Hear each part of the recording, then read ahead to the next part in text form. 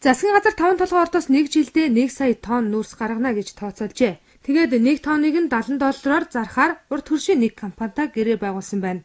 Инхээр $70 сая олно гэсэн үг. Үүнийг Монгол банкны хашаар тооцвол 88 тэрбум 200 сая төгрөг олно гэж байна. Энэ мөнгөнийхөө 50%-ийг ашиг гэж тооцвол 44 тэрбум 100 сая төгрөг болж байна. Харин олсон ашигынхаа 10%-ийг ард түмэндээ хишиг болгон тараахаар засгийн газрын түвшинд яригдж байгаа юм байна. Өөрөөр хэлбэл 4 тэрбум 410 сая төгрөг болж байна.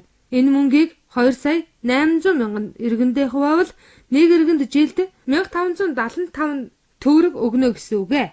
Тодруулаад хэлэх юм бол иргэн танд очих 536 ширхэг хувьцааны нэг ширхэгийн үн 2 төгрөг 93 мөнгө болж байгаа юм. Иймээс та бид 5 толгойн хувьцааг эзэмшиж мөнгөтэй болно гэдэг талаар болж байгааг шин өөрчлөлт төрийн бус байгууллагын тэргүүн мэдэгдэж байна. Нэг хувьцаанд ухаантай логик ашиг нь 1000 төгрөг байх юм байна гэхийг ярьж байна.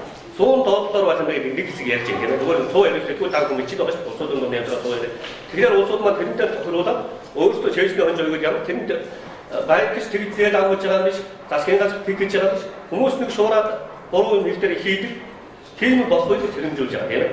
Тэгээд 1575 төгрөг ногдох юм байна гэж байна. Тэгэхээр бид нар энийг ихий болгож өгөөч гэж байгаа биш. Жидийнх нь нэг хүний жидийн хувьцааны логик ашиг нэг хүнтэй 1575 төгрөг болох юм байна гэж байна. Тэрнээс бид нар энийг нэмүүлээд өгөх засгийн газар шаардлагагүй ухаантай тэвайгнууд сэрэмжлүүлэг өгөөгүй гэмээр гол улсуудад явж байгаа ш. Та нар ухаантай Монгол улсын засгийн газар өнөөдрийн хүртэл хэнд хэдэн төгрөг ногдохыг мэдээлээгүй байгаамаа. Гэтэл иргэд хувьцаа эзэмшиж их хэмжээний мөнгөтэй болно гэсэн хоосон мөрөөдөлтэй явааг энэ байгууллагын шүүмжилж байна.